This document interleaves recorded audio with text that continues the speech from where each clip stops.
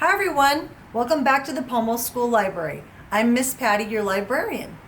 Now, since we can't be at school together right now, before we have our story today, I wanted to remind you a little bit about public libraries. Wherever you are, there's generally a public library. And in Lake County, where I'm filming this and where our school is for Pomo School, we have a public library in the town of Clear Lake. Now, you go into the public library, they're going to say, well, where's your library card? So before you can check out a library book, or even before you can get an ebook, you have to have a library card. Now I'll talk to you a little bit about how you can get those things. And also at the bottom of this video, in the show notes, you're going to be able to find a link to our local library, and it will give you information about how to do this. But to get a library card, you're going to need to fill out a little bit of information, have your parents help you. And this little barcode right here is what they will scan, just like in a grocery store. They scan this and it brings your information up so that the librarian will know who you are, and whatever books you borrow, it will be attached to your name. So the Clear Lake branch is closest to us, and it says here the address is 14785 Burns Valley Road. So check that out. In the meantime, I'm going to read to you today a story called Bunnies Book Club. Now, again, when I do read the story, just like the last video, you won't be seeing my face because I'm going to be a little bit closer to the camera with the story so that you can see the pages better. Bunnies Book Club is written by Annie Silvestro, and it's illustrated by Tatiana Mai Weiss. And the illustrator is the person that draws the pictures. The author is the person that writes the words. So you're going to see how beautiful the illustrations are. We're going to hear the story in just a second. But like I was telling you, because we can't be together right now in the library, I wanted to make sure that you guys knew that you can access ebooks, which are books you can read on your Chromebook or your tablet or even on your phone. At home, you can borrow them from the public library. Also, you can go in with limited space, of course, and you have to do your social distancing and wearing a mask to go inside. But most public libraries right now are open for you to go in and borrow some books. So again, check in the show notes in the bottom, and then let's hear the story, Bunnies Book Club. Let's do it.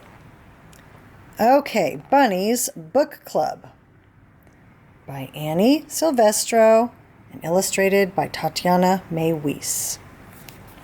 Here we go. There is the title page, Bunny's Book Club. Bunny loved books.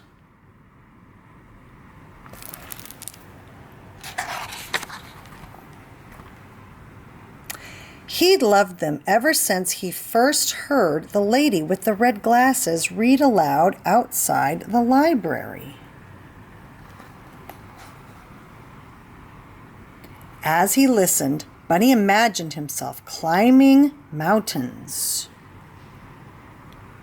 captaining a ship, ruling a kingdom.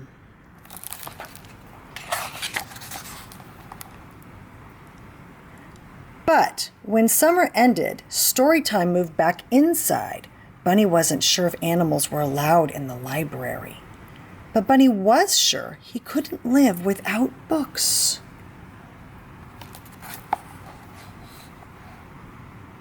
Night after night, he could hardly sleep for wishing.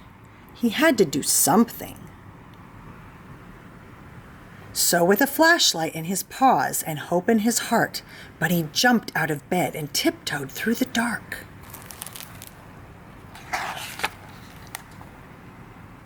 But when he reached the library door, it was locked. So were the windows. Bunny tried digging, climbing, and yanking. Nothing worked. Until he noticed the book return. The shiny handle was far above his head, but it was no match for a high-hopping bunny hungry for books. Bunny leapt. He clung to the bar, flung himself over, and wiggled his cottontail through the slot. He landed inside with a thud.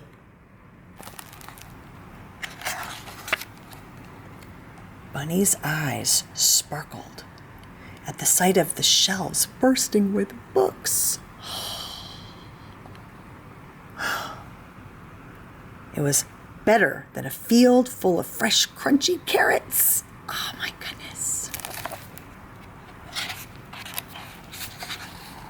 Bunny didn't know where to start. He took a deep breath. It smelled as if he were wrapped inside the pages of his favorite book. He followed his nose to the adventure section.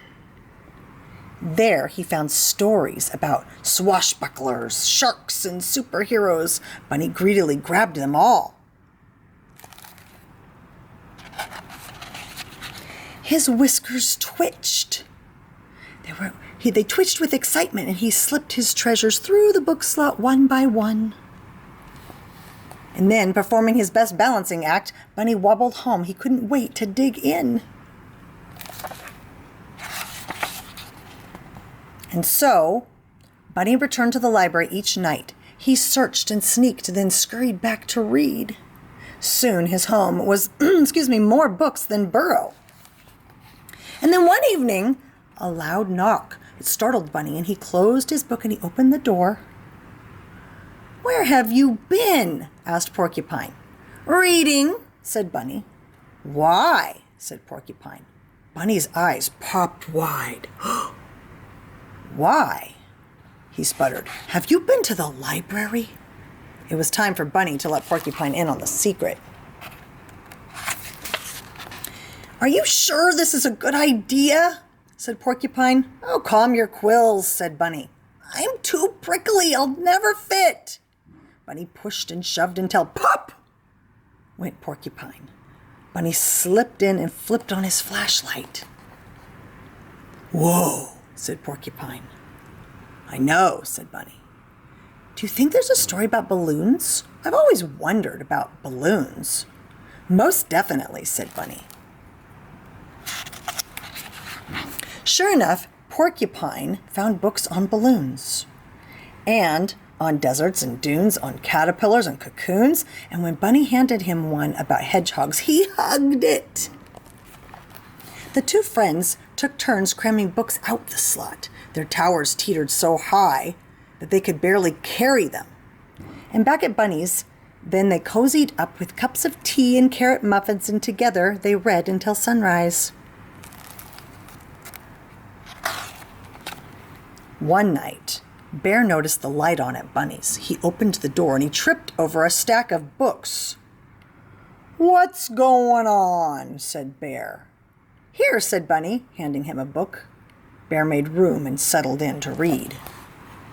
Soon more curious animals they began to visit. And "Do you have any books about outer space?" said Bird. "Or about volcanoes?" asked Mole. "I'd like a ghost story," said Mouse. There he is, there's Mouse. "I think it's time for a field trip," said Bunny. One by one, the animals stuffed themselves in one by one, the animals stuffed themselves inside the library. Bear caused a bit of a delay, but they scattered about, sniffing the stacks, pawing over pages, and Squirrel gathered stories about the circus. Raccoon nabbed one about outlaws and bandits. Frog found a fairy tale. No one heard the key in the front door. No one heard the clack, clack, clack, clacking of footsteps. And no one heard the light flick on.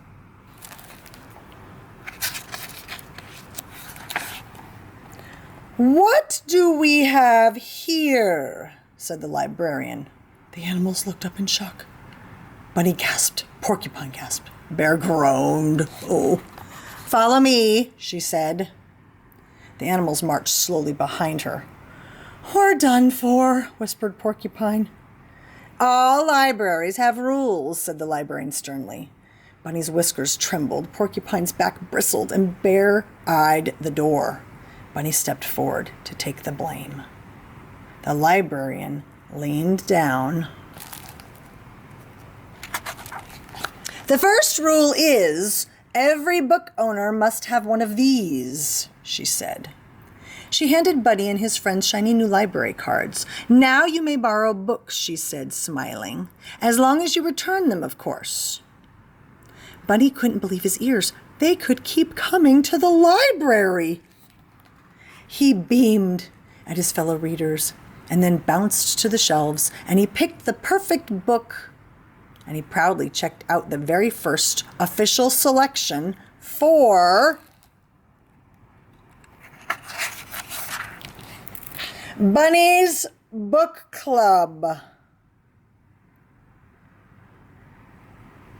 So that's it, boys and girls. That's how Bunny's Book Club began. There are more fun stories about Bunny and Bunny's friends coming soon. But for right now, that will do it for Bunny's Book Club. I hope you enjoyed the story. Tune in next time for another great title. Bye.